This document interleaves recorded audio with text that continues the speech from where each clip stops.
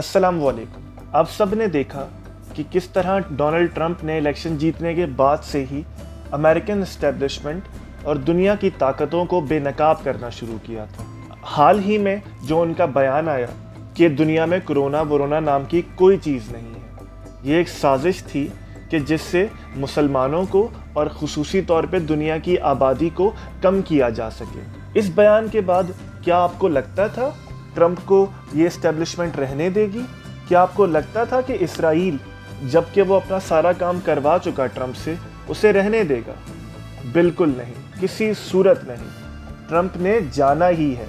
आप देखेंगे किस तरह ये इम्पीचमेंट जो ट्रंप को निकालने की साजिश हो रही है वो अब हो जाएगी, और जो बाइडन जो अमेरिकन एस्टेब्लिशमेंट का चमचा है अब आके उनके तमाम काम करेगा।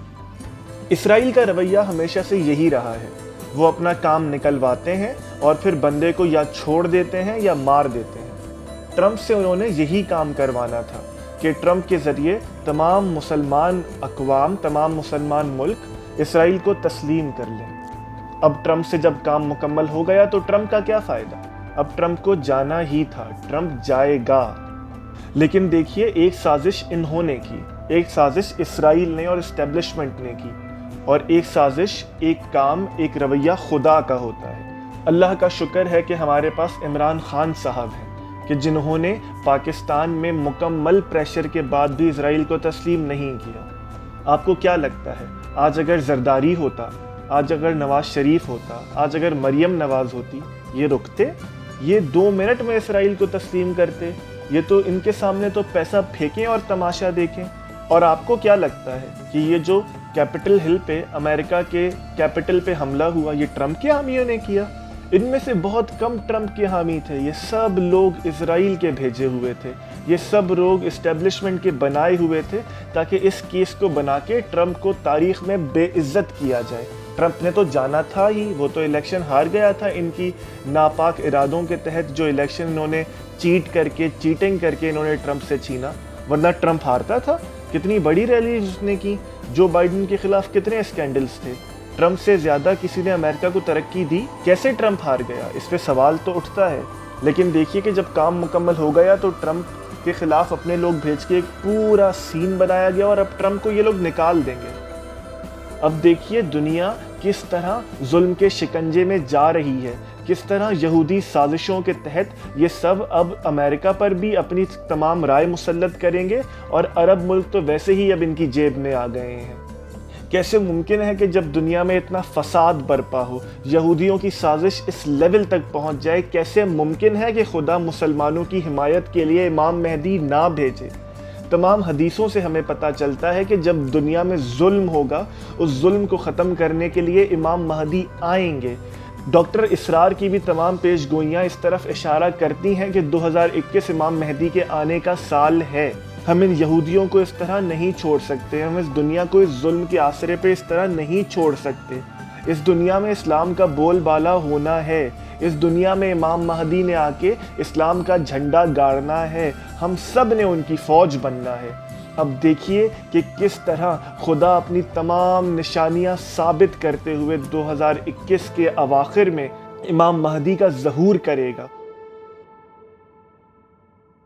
अब से पहले जो तकरीबन 4 मिनट आपने एक चीज़ देखी, मुझे उसके लिए माफ़ कीजिएगा। मेरे देखने वाले मुझे जानते हैं कि मेरा ये तरीका नहीं है, लेकिन वो कहते हैं ना कि मिट्टी की मोहब्बत में हम आशुफ्ता सरों ने वो कर्ज उतारे हैं जो वाजिब भी नहीं थे। अक्सर औकात कभी कभी कोई चीज समझाने के लिए आपको उसके अंदर उतरना पड़ता है। आप ये वीडियो देखिए, एक अट्रैक्टिव सा माफूकुल फितरत थंबनेल बनाने के बाद और ऐसी टर्म्स इस्तेमाल करने के बाद कि जिससे लोग क्लिक करें, एक अजीब तरह की वीडियो जिसमें मेरा जो दिल किया मैंने बोला। एडिटिंग भी कोई खास अच्छी नहीं की, क्योंकि जो लोग ये काम करते हैं वो उसी तरह की एडिटिंग करते हैं, और एक ड्रामेटिक सा म्यूजिक पीछे लगा के बस आपकी वीडियो चल पड़ेगी, लोग उसे देखेंगे, और न जाने कौन से ख्याल में मुब्तला हो जाएंगे। समझाने की बात आज ये है कि देखिए, ये इस तरह की वीडियोस बनाना बहुत आसान है। इस तरह के लोग सिर्फ आपके जज्बात से खेलते हैं, اور اس کے سوا کچھ نہیں کرتے. اگر آپ میں سے کسی کو یہ لگتا ہے کہ دنیا ختم ہونے والی ہے، آج کل ہمارے پاس یوٹیوب پہ یا جنرلی اس چیز کا بہت چرچا ہے، یا اگر یہ آپ کا خیال ہے کہ جناب مہدی آنے والے ہیں یا جناب عیسیٰ آنے والے ہیں یا دجال کا خروج ہونے والا ہے، تو وہ چیزیں آپ علماء سے سیکھیں گے، وہ چیزیں آپ کتابوں میں پڑھیں گے، وہ چیزیں آپ اوور آل ایک سینٹی سے سیکھیں گے. یوٹیوب آپ کو یہ چیزیں نہیں سکھائے گا. ایک ایسا بندہ یا چند ایسے اشخاص جو اپنی شکل تک نہیں دکھاتے، جو اپنا چہرہ تک نہیں دکھاتے، ان سے آپ یقین جانیے کچھ نہیں سیکھ سکتے. اس طرح کا علماء کی بحثیں اس پر موجود ہیں، وہ پڑھیے.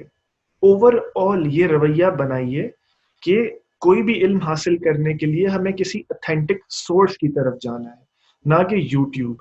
یوٹیوب زیادہ سے زیادہ آپ کو انٹرٹین کر سکتی ہے، اور جو لوگ اس پہ کوئی کام کا کام کر رہے ہیں، کوئی سمجھانے کا، تربیت دینے کا کام کر رہے ہیں، وہ وہی لوگ ہیں جو اپنی فیلڈ میں جانے پہچانے ہیں، جو اس کام کو جانتے ہیں.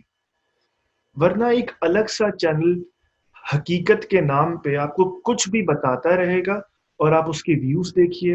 حقیقت ٹی وی کی ایگزامپل لے لیجئے، 4-4 5-5 ملین ایسی باتوں پہ جو آپس میں بھی کوئی سینس نہیں بناتی، جو آپس میں بھی متضاد ہوتی ہیں. نیچے کمنٹس دیکھیے، لوگ واہ واہ کر رہے ہوتے ہیں، انتظار کر رہے ہوتے ہیں. یہ آپ کے جذبات سے کھیلنے کے علاوہ کچھ نہیں ہے.